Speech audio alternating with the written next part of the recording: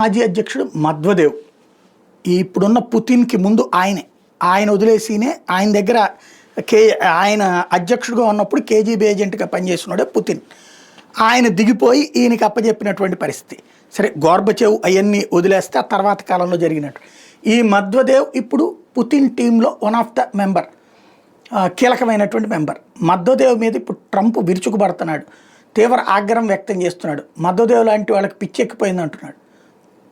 అంత దారుణంగా అటాక్ చేయడానికి ట్రంప్కి కారణం ఏంటంటే ఆయనకి పిచ్చెక్కిచ్చే మాట మాట్లాడాడు. ఏమనంటే భారత్ రష్యాల మీద కడుపు మండిపోయిన ఒక స్టేట్మెంట్ ఇచ్చాడు కదా, అవి డెత్ ఎకానమీస్, వాటి గురించి ఆలోచించాల్సిన పని లేదని. దానికి ఆయన చెప్పినటువంటి మాట మధ్వదేవ్ ఏమనంటే, రష్యా ఎకానమీ డెత్ అయితే ఈ పాటికి అమెరికా మునిగిపోయేది అని. రష్యా దగ్గర ఒక సిస్టమ్ సెట్ చేసేసి ఉంచారు, ఆటోమేటిక్ సిస్టమ్ అనమాట. వాళ్ళ దేశం మీద అణుబాంబులు పడినా, వాళ్ళ అధ్యక్షుడు చనిపోయినా, వాళ్ళకి సంబంధించినటువంటి కీలకమైనటువంటి ప్రమాదం సంభవించిన అప్పుడు ఆటోమేటిక్గా వాళ్ళ దగ్గర ఉన్న అణుబాంబులు యాక్టివేట్ అవుతాయి. వాటి టార్గెట్ యూరప్ దేశాలు, ఫస్ట్ అమెరికా.